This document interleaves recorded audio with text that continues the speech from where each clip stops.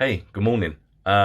Recently on my channel, if you've been watching, you've probably seen I've been putting up a lot of videos regarding my little pedal board. So basically, I built a pedal board full of budget pedals that specifically the tone I was going for was like a nu metal tone. Because that's what I'm into. I really love other genres of, music and metal in particular, but like that nu metal tone was something I was specifically going for with this pedal board. From that pedal board, I managed to get a really good corn tone from one of the pedals, specifically the metal zone, like that pedal. I managed to get really good deftones around the third tone, and then I've been getting questions about, well, can you do this tone? Can you do that tone? And I've been trying to do as much as I can. So I got a question saying, can you get a Slipknot tone? And I think I got a pretty good Slipknot tone out of it. And I've had other people asking for different things. Unfortunately, not quite 2 months, but just coming up to 2 months, I actually fractured my left thumb. It's a long story, but basically it involved a hammer. So I haven't really touched my guitar at all for about 2 months now, which is really, which is killing me at the minute. I tried playing the day before yesterday, and it was agony. So it's definitely not healed fully yet. In the meantime, I've been looking for things that I can do with minimal dexterity. I don't know where it came from, but I've been recently delving into obscure PlayStation 1 titles. Like the PlayStation 1, I think, is one of the greatest consoles of all time. And I think it can be argued one of the most important consoles of all time. I was thinking about this the other day. Without the PS1 specifically, would we today know who Tony Hawk is? Like, would we know who Rodney Mullen is? Would we, like, personally, I would never have heard of the band Lagwagon. I probably wouldn't have heard of Bad Religion. I definitely wouldn't have heard of Millencolin. Like, all of those bands specifically are tied to that game, and that game only exists because of the CD-ROM function of the PS1. Like, it was those video clips that introduced me to people like Rodney Mullen.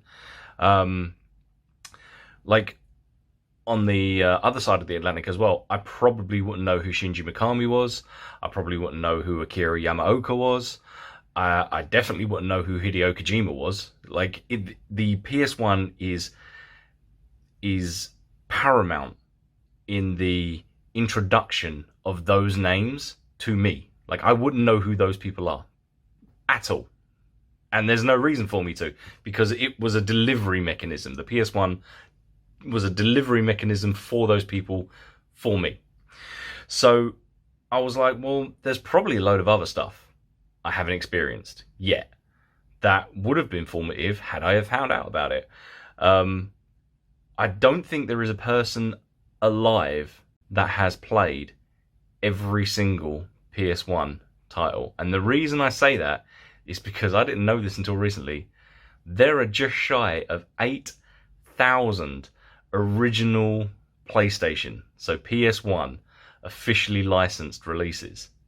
That includes games from all regions, but also like demo discs and those weird action replay discs and those compilation discs and those discs that were given away free from like Pizza Hut and magazines and everything, all combined, right? There are nearly 8,000 officially registered with the serial code from Sony discs for the PS1. That's insane. There is not a single person who has played every single disc or has seen every single disc. So I found a massive repository of those discs. And I was like, I'm just going to go through it random. I've got the time. I can't really do anything else. So why not? Let's just go through and see what we can find. And man, some of this stuff. What I want to show you today is some of the weird Amiga ports that found their way onto the PS1. And I think the reason it's so weird, and that if you're listening to that and you don't really get why that sounds weird, it's all about the definition of time. So the Amiga first released in, 1985? But the Amiga as a gaming console, 1987 with the Amiga 500, right?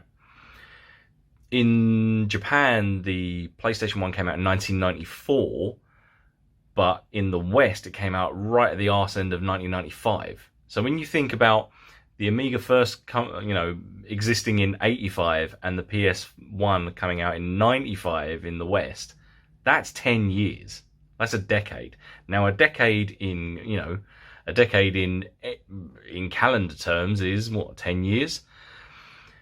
A decade in computing terms, especially then, it might as well have been 40 years. Like, it's insane the amount of progress that happened in that 10 years. Like, in those 10 calendar years, computing went leaps and bounds. So the fact that you would have games from like around, at least one of them, from 1987 put onto this console, which again came out in 94 in Japan, 95 in the West, but then didn't die for many years after that. Like, wasn't, put out to pasture for a long time after that. There's a long period of time there. Why would you take something here and put it on something all the way over here? And from the 12 games that I'm about to show you, right, I've put them into 3 categories. The first category, games that they've done the whole, what we would consider a remake today. So you take the original game and then you completely redo the graphics. So right back since like the Super Nintendo, with the Super Mario 1, 2, and 3, they redid them in the Super Mario World. I wouldn't say engine, but it's Super Mario World graphics. So you completely take those games and then redo the graphics. The PlayStation 1 was a 3D powerhouse, like a super powerhouse. So much so that Namco, who spent their entire, business up until that point making arcade machines with specific PCBs, like specific giant PCBs full of chips for each individual game, each one was tailored. Like the PCB was tailored for that game. Namco, when the PlayStation 1 came out, just started doing modified PlayStation 1s in their arcade machines because it was that advanced. Like Tekken 2, Tekken 3, it just runs on a PS1. Like, that's all that's inside the arcade machine, essentially, is a PS1. So the PlayStation 1 being this amazing 3D powerhouse that it was, these Amiga games were being taken, done in like polygonal 3D graphics, and then remade, essentially, for the PlayStation 1. So that's category 1. Category 2 is games that were just literally exactly the same as they were on the Amiga, put on the PlayStation 1, and then all they did was make a really weird CG intro for. Like, they might change the soundtrack, maybe, but what they do is, before the game starts, we'll make this, like, Silicon Graphics PC built little 3D render that just sits on the front of the disc to justify putting it on CD. So that's category 2. Category 3 is literally Control-C on the Amiga, Control-V on the PS1. Nothing has changed. It doesn't justify the machine at all. You've just taken something here and you've put it over there, changed nothing. I don't know how they thought they would get away with some of these. Like, some of these, I'm going to put the dates of when they were originally released and the dates of when they were released on the PS1. At least 2 or 3 of these have no right existing on the PS1. Considering that this is the same machine that had Silent Hill, it had Gran Turismo 2 on it, it had Symphony of the Night on it, it had it had Tomb Raider on it, it had Metal Gear Solid on it, and we're putting these games from the Amiga on the Amiga. Maybe very, very, very impressive. In fact, some of them were incredibly impressive on the Amiga. But that was a decade ago. We have now got this little grey powerhouse, and we're just literally copying and pasting these games over. The other thing that I'd like to point out is that I understand that a lot of these games originally were on the Amiga, but then ported everywhere. Like Lemmings was on everything. Like, I get that. However, the games that I have added to this list, so the 12 games that are on here, originally were conceived and planned for the Amiga first. Like, in most cases, they were built for the Amiga and then ported to the Mega Drive, the SNES, the Game Boy, the Atari Lynx, you know. But yeah, with the exception of one, they all started on the Amiga. So yeah, I think I've rambled enough. Let's have a quick look. Okay, going to be starting off with a really obvious one. Just to get a few things out of the way. Firstly, all the footage you're going to see from all the games is the PlayStation version. There is going to be zero Amiga version footage here. Secondly, any little graphical glitches that you see, that's just my little capture device dying. Okay, so back in 1991, Lemmings was the game. It was absolutely incredible. On the Amiga, it was played to death. Everyone had played it. Pretty much almost everyone that owned an Amiga at some point played Lemmings. It was ubiquitous. Then in, I think about 1993, Sony bought Psygnosis. And later on they became Sony Liverpool. But at the time, when they bought them, it was in preparation for the release of the PlayStation. This is like a year, 2 years before the PlayStation came out. So in 1998, which was a while after the PlayStation came out, they released this almost one-for-one port of Lemmings. A lot of the Amiga graphical assets are intact and unchanged. It's one of those Category 2 games where they have put a little 3D rendered video at the beginning of the thing just to justify it being on disc. But for context, at the time, this was out at the same time as Half-Life. Okay, next up we have a game which is in the Category 1 section, which is games that were completely remade in 3D. Unfortunately, a lot of the games in that section are games that no one was asking for a remake of. Like, literally no one wanted a remake of 1993's Alfred Chicken, and even less people wanted that in 2002. Like, Alfred Chicken was okay as a platformer. Like, I think it got ported to the Mega Drive, it got ported to the SNES, I think there was like a Game Boy port, but it was okay. It had some fairly catchy music, it was a bit clunky, and it was an alright platformer back in 93. In 2002, nobody wanted a 3D remake of Alfred Chicken for the PlayStation. And again, going back to that element of time and being a product of its time, yes, it was okay in 93, but in 2002 this game was released at the same time as The Legend of Zelda Wind Waker on the GameCube. Like, that is when this was released. You had a choice of playing either this or that. And to be honest, the 3D update has really done nothing to make the game any better. It was average at best then, and now it's exactly the same game but way clunkier with really wonky controls and incredibly wonky hit detection. Who wanted this? Speedball 2 is one of the Mount Rushmore games of the Amiga. Every single Amiga owner at some point either played a demo of or had a copy of Speedball 2. It was everywhere. Personally, I am terrible at it. Unfortunately, in the year 2000, so a decade after it was originally released, it was decided that with this new powerhouse 3D machine known as the PlayStation 1, we were just going to remake Speedball 2 in 3D. The inherent problems with that is that it is now, again, like I said with Alfred Chicken, way clunkier. The hit detection just isn't there, the speed isn't there, the frame rate isn't there. It's like playing a severely handicapped version of that original game. Now, as someone who was terrible at that original game, I'm actually slightly better at this. I mean, it's still relative, I'm still awful at it. But here's the thing.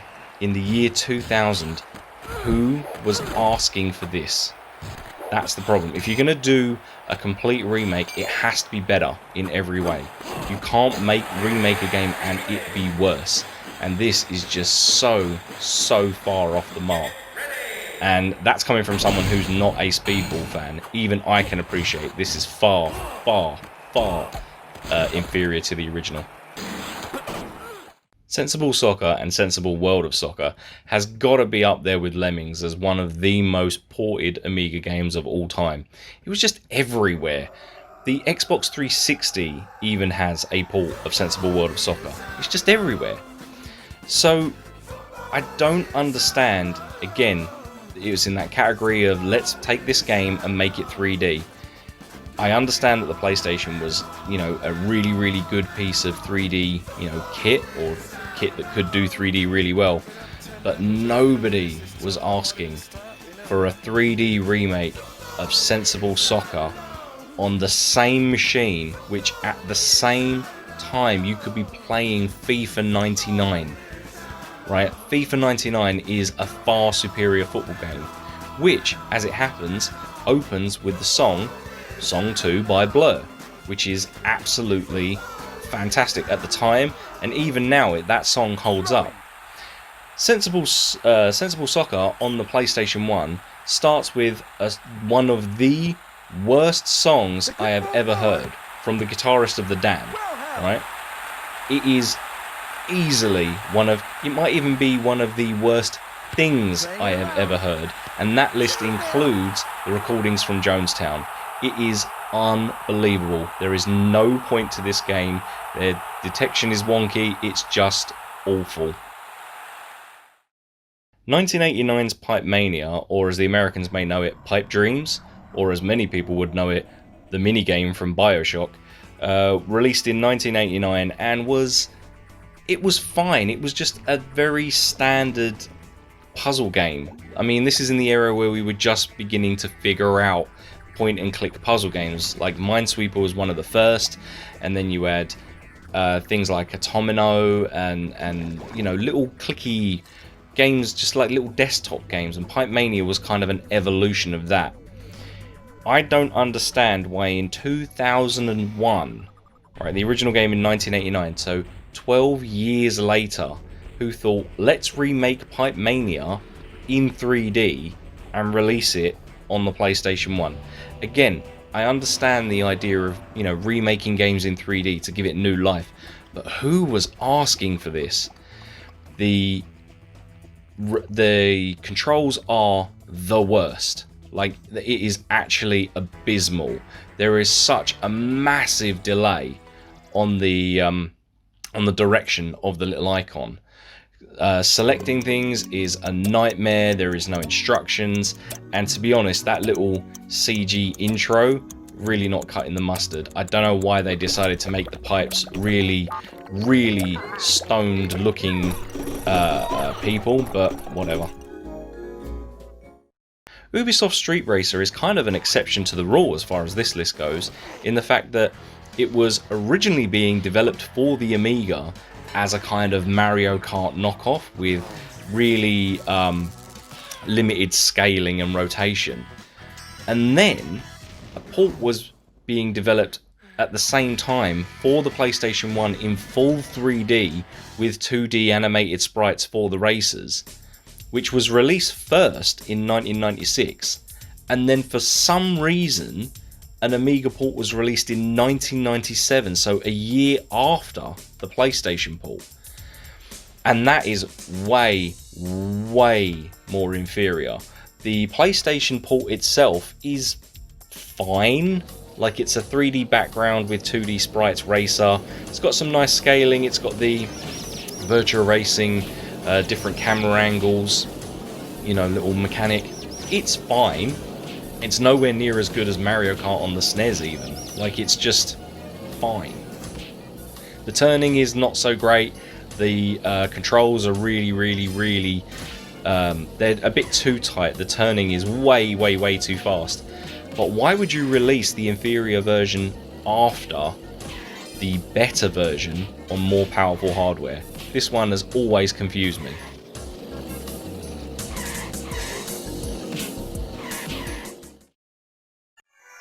There aren't many downsides to the original PlayStation, but one of them is definitely the fact that towards the end of its life cycle, it was incredibly cheap and easy to put games on it. And that meant one thing, that meant shovelware. And while this isn't the most egregious example of shovelware, even on this list, there are far worse pieces of shovelware coming. this is one that really does like disappoint in the worst way, mostly because in 1991 James Pond 2 Robocod was a pretty impressive looking 2D platformer for the Amiga 500. It was really, you know, arguably it was there to sell Penguin chocolate bars, but you know, it was a really good 2D platformer. Unfortunately, in 2003, what they did was they cheaply threw together a really bad CG intro to justify it being on a CD, and then released it on exactly the same machine that had Castlevania Symphony of the Night on it. If you're going to play one 2D platformer, why on earth would you choose this over Symphony of the Night? And again, going back to that whole relative, you know, games that are available relatively at the same time, in 2003 Knights of the Old Republic was released. So you've got a game from 1991 being released, albeit with a very bad CG intro, at the same time as Knights of the Old Republic. Now, while this may seem like another egregious example of shovelware just thrown onto a platform way after it had any right to be, I actually don't think this one is. So, in 1992, Pinball Fantasies was the second in the series of pinball games released by DICE and 21st Century Entertainment. And while Pinball Dreams is probably more well known on the Amiga, Pinball Fantasies was probably the one that most people played. It's incredibly good. The thing is, it was on the Amiga. It was also released, you know, later on. It was also ported to, I think, the Super Nintendo, but I mean, it was primarily an Amiga game. Now, here's the thing. Pinball Fantasies on the PlayStation 1 was released in 1996, so relatively not that long afterwards. But the thing is, it was only released in Japan. Now, this is where I don't think that this is shovelware, because yes, it's got the really bad CG intro that they throw on the front just to justify it being on a CD. But you know, the number of Amiga owners in Japan is roughly about the same number of people that saw that last Indiana Jones movie. Like, I can understand why they released it only in Japan, only on the PlayStation. In Japan, the PlayStation was incredibly popular. So why not release a game that no one had experienced at that point on that platform? It just makes sense. I really think this is a really good example of that. In 1992, Archer MacLean's Pool was a technical marvel on the Amiga. It used really complicated software trickery to try and simulate 3D on a machine that really had no 3D capabilities built into its hardware. The demo scene was constantly trying to do this. How can they make these sort of like incredible 3D geometric shapes on machines that really shouldn't have any business trying to do that? However, this was released in 2003 on a machine that did have dedicated hardware designed for complicated 3D games. So what they've done is a straight port and called it Archer MacLean's Pool 3D. It's not 3D, it's using that same software trickery from the original game to try and simulate 3D. And again, going back to that element of time, this game was released at I mean, look at this game running now, and then think about the fact that this game was released at exactly the same time as Silent Hill 3 on the PlayStation 2. And they have the nerve to call this thing 3D in the title. There is absolutely no justification for this existing whatsoever. This is the absolute epitome of shovelware.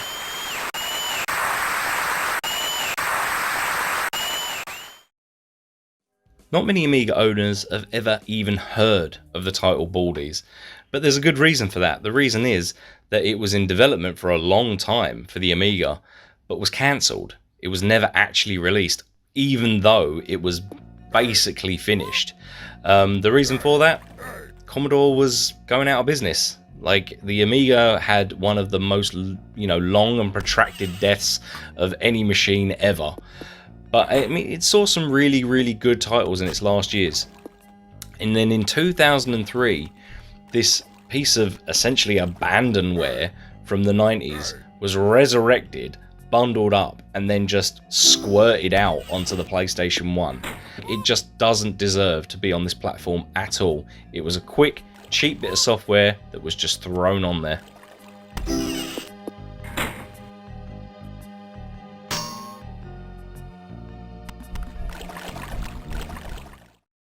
These final two games are easily the most frustrating. So in 2003, you could walk into a store and be met with one of two brand new releases. The first was Max Payne 2 on the PS2, an incredible 3D shooter. The second was a PS1 game called Soccer Kid. Now this game was released a decade before on the Amiga, and it was average then. The problem is that 10 years later they have done nothing to this game. It's not even got a resolution bump.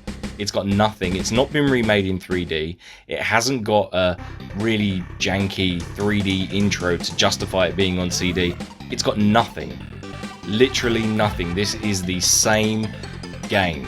It might as well, I mean, I know it wasn't even around at the time, but you would have a hard time convincing me that this wasn't just an emulated version of the Amiga game running on some weird PlayStation Amiga emulator.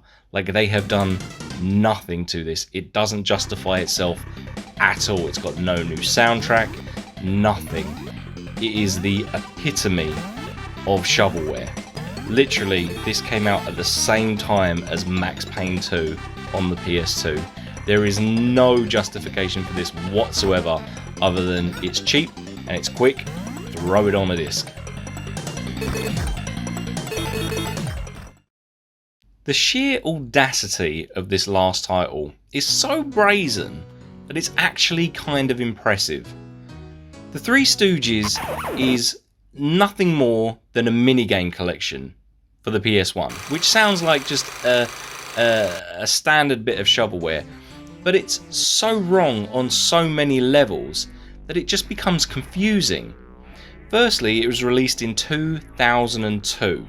It is a game from 15 years earlier, released on the Amiga in 1987. A perfect example of this audacity is the fact that the titular Stooges walk down a road and pass billboards. Now in 1987, one of those billboards on the Amiga said, "Wings, coming soon." And because they have changed absolutely nothing from that original release, they passed that same billboard that says "Wings, coming soon." Now in 1987, Wings, another game from Cinemaware, did come out a couple of years later, and it was really good. By the time this came out in 2002, Wings was released 12 years earlier. That is how little effort has gone into this game. It just reeks of, we'll take this thing here and we'll just put it over there. And the thing is that even in 1987, when it was originally released, it didn't make any sense then. The fact that it is a minigame collection based around a vaudeville act from the 20s, which made short films in the 40s and were, as far as I'm aware, never televised in the UK. It may be in Europe, but at least as far as I'm aware, I don't ever remember seeing it in the UK. And then for some reason, decades later, a game for a machine which was predominantly used in Europe and specifically in the UK had a minigame collection of an act that we really had only heard about but never seen. It makes no sense. And one other thing that I think is incredibly important to put out, this game was released at the same time as Grand Theft Auto Vice City on the PlayStation 2. How can you justify putting out a game from the Amiga from 1987 at exactly the same time Rockstar, a company that put out Lemmings right at the beginning of this video, and they justified releasing the Three Stooges minigame from 1987 at the same time Grand Theft Auto Vice City was being released? There is no justification for this title existing at all.